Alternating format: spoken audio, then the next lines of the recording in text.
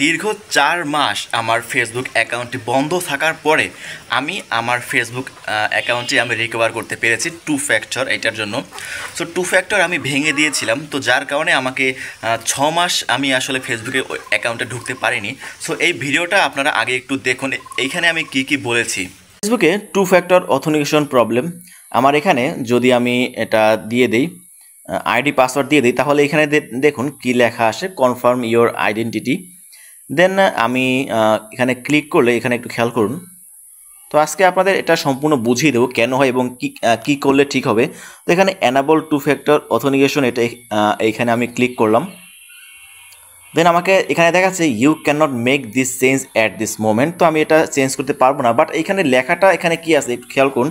এখানে এই লেখাটি আমার শো করতেছে। তো এখন আমি এই লেখাটিকে কপি করব। কপি করলাম। কপি করার পর আমি সোজা চলে যাব গুগল ট্রান্সলেটে। আপনাদের ট্রান্সলেট করে আগে দেখাই এখানে কি বলছে।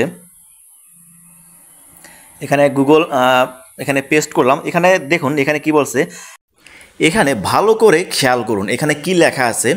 কারণ আমরা লক্ষ্য করেছি যে আপনি এমন একটি ডিভাইস ব্যবহার করছেন যা আপনি সাধারণত ব্যবহার করেন না এবং আমাদের আপনার অ্যাকাউন্টটিকে সুরক্ষিত রাখতে হবে।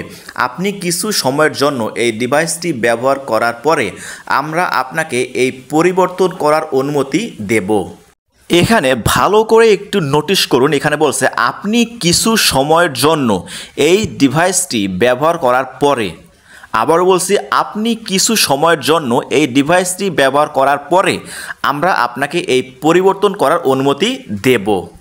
যেহেতু আপনি টু ফ্যাক্টর ভেঙে দিয়েছেন, ফেসবুক মনে করেছে আপনি হয়তো হ্যাকার, আপনার আইডি হ্যাক হয়েছে, যার কারণে ফেসবুকের টু ফ্যাক্টরটি ভেঙে দিয়েছে, যার কারণে ফেসবুক আপনাকে কোনো ক্রমেই ঢুকতে দেয়নি। জাস্ট জিমেল থাকলে আপনি ঢুকতে পারবেন, বাট যেহেতু আপনার জিমেল অথবা কোনো কিছুই নেই, অথবা জিমেল থেকেও আপনি পাচ্ছেন না, তো সেক্ষেত্রে আপনি কিছুদিন ওয়েট করবেন।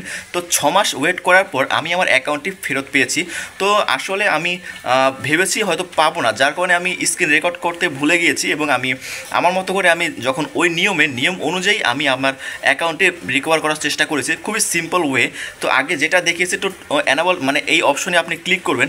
ক্লিক করার পর একটা ফর্ম আসবে, তো সেখানে ক্লিক করে নিচের অপশনে ক্লিক করলে আপনার একটা নাম্বার দিতে বলবে, যেটা টু ফ্যাক্টর নাম্বার হিসাবে থাকবে। তো ওইটা দেওয়ার পর আমি আমার অ্যাকাউন্টটি ব্যাক করতে পেরেছি। সো এইভাবে করলে আপনি আপনার অ্যাকাউন্টটি ব্যাক করতে পারবেন। ধন্যবাদ সবাইকে।